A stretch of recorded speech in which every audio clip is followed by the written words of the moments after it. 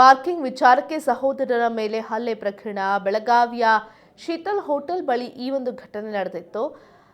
ಹಲ್ಲೆಗೈದು ಪರಾರಿಯಾಗಿದ್ದ ಇಬ್ಬರು ಆರೋಪಿಗಳು ಇದೀಗ ಅಂಧರಾಗಿದ್ದಾರೆ. ಆರೋಪಿಗಳನ್ನು ವಶಕ್ಕೆ ಪಡೆದು ಪೊಲೀಸರು ತನಿಖೆ ನಡೆಸ್ತಾ ಇದ್ದಾರೆ.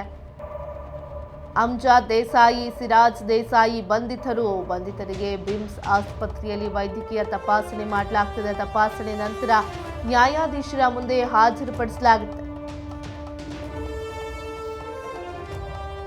ಪಾರ್ಕಿಂಗ್ ವಿಚಾರಕ್ಕೆ ಸಹೋದರರ ಮೇಲೆ ಹಲ್ಲೆ ಮಾಡಲಾಗಿದೆ. ಈ ಪ್ರಕರಣಕ್ಕೆ ಸಂಬಂಧಪಟ್ಟಂತೆ ಬೆಳಗಾವಿಯ ಶೀತಲ್ ಹೋಟೆಲ್ ಬಳಿ ಈ ಘಟನೆ ನಡೆದಿದೆ.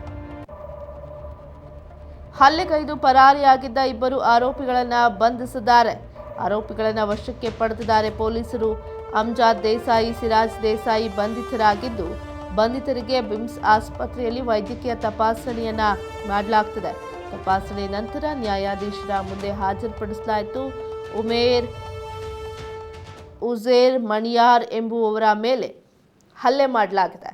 ಇನ್ನು ಮಾರ್ಕೆಟ್ ಪೊಲೀಸ್ ಠಾಣೆಯಲ್ಲಿ ಪ್ರಕರಣ ದಾಖಲಾಗಿದೆ.